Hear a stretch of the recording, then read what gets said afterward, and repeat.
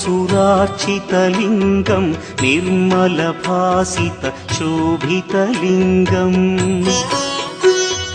जन्मज दुःखविनाशकलिङ्गं तत्प्रणमामि सदा शिवलिङ्गम्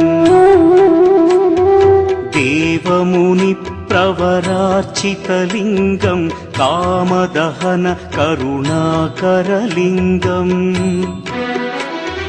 रावणदर्पविनाशकलिङ्गं तत्प्रणमामि सदा शिवलिङ्गम्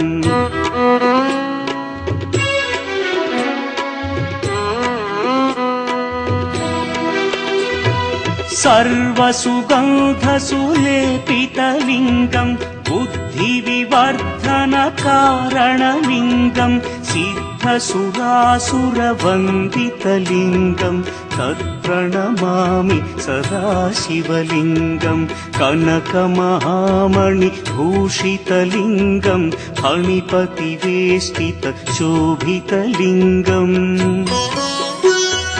दक्षसुयज्ञविनाशनलिङ्गं तत्प्रणमामि सदा शिवलिङ्गम् कुङ्कुमचन्दनलेपितलिङ्गं पङ्कजहार सुशोभितलिङ्गम् सञ्चितपापविनाशनलिङ्गं तत्प्रणमामि सदा शिवलिङ्गम्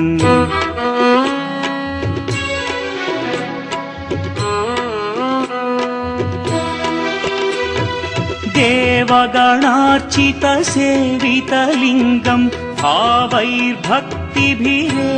च लिङ्गं दिनकरकोटिप्रभाकरलिङ्गं तत्प्रणमामि सदा शिवलिङ्गम् अष्टदलोपरिवेष्टितलिङ्गं सर्वसमुद्भवकारणलिङ्गम् अष्टदरिद्र्यविनाशनलिङ्गं तत्प्रणमामि सदा शिवलिङ्गम् सुरगुरुसुरवरपूजितलिङ्गं सुरवनपुष्पसदार्चितलिङ्गम् परमपदं परमात्मकलिङ्गं तत्प्रणमामि सदा शिवलिङ्गम् लिङ्गाष्टकमिदं पुण्यं यः पठेच्छिवसन्निधौ शिवलोकमवाप्नोति शिवेन सह मोदते।